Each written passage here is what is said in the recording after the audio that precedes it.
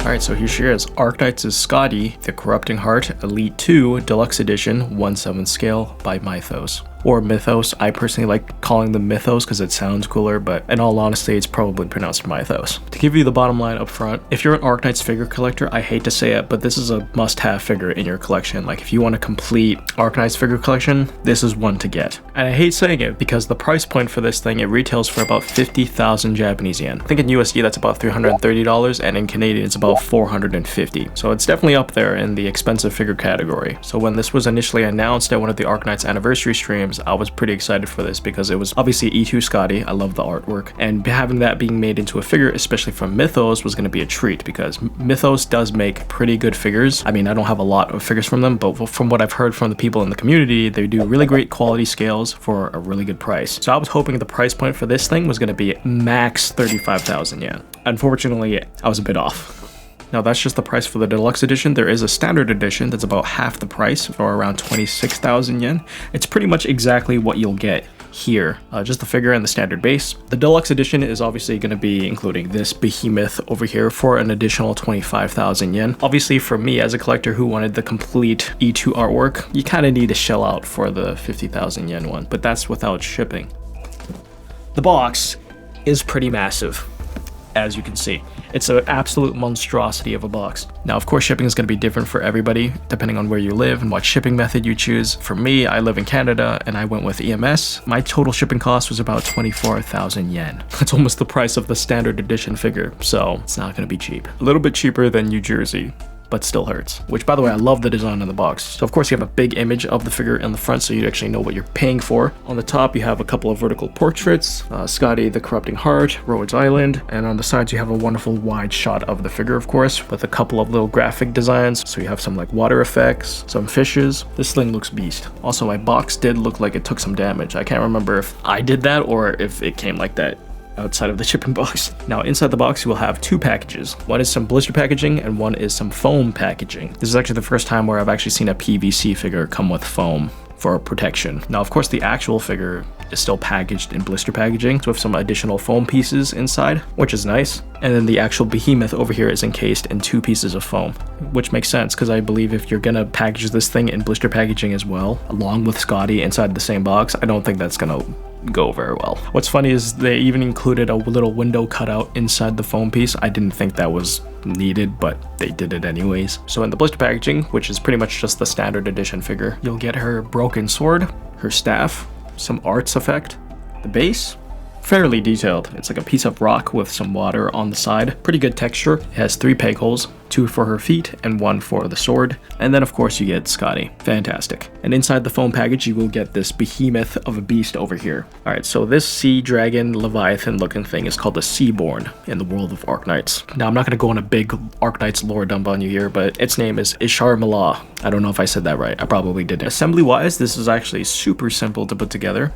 So of course you put Scotty on the base, her 2 feet just go in the 2 peg holes, and then you put the sword inside the rock. Her staff and arts effect are already attached to her hands that are actually separated from her main body already. You pretty much just attach the wrists onto the arms and you're good to go. Interesting choice, because I believe most figure manufacturers would just leave the weapon separate, and then you would just kind of have to finagle the weapon inside the hand, or the weapon splits into 2 parts and then you have to connect it in the middle. I think I actually do prefer this method more because it's just super simple, but let me know what you guys think. And then obviously to turn it into the deluxe edition, you grab Ishar Malah here and you kind of just push them together. So yeah, there's really no big difference between the standard edition figure. Like the base isn't changed or anything. With the deluxe edition, you literally just get Ishar Malah. That's it. That's the difference. Oh, and a bigger box combined with a bigger shipping price. So the whole ensemble here looks sick. I guess we'll go over Ishar Malah here first. It's kind of like the main set piece for this figure. I was worried that there was not going to be like a super ton amount of detail, because usually when manufacturers can make something this big, they tend to gloss over the details just because of the sheer size of it. However, I am happy to say that it is fairly well detailed. On the top portions where you do have the spiky fins, there are definitely a lot of like smooth skin, but moving down towards like the back side, you have a lot more texture to his skin that kind of gives it that sea beastly look, especially on the tail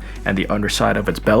Not to mention the paint job. You have various mixtures of colors here going on, so you have like some really dark teal color mixed in with some red, black. It does match the artwork pretty well. Ishar Malah is also holding Scotty's weapon case that she used in the Undertides event. In that event, she was going to a location and then she came across an old man, who by the way is the goat. And the old dude basically told her, if you're going to go to that place looking like that, you'll attract a lot of attention. So here, let me hook you up with an outfit. And that's how Scotty got this outfit.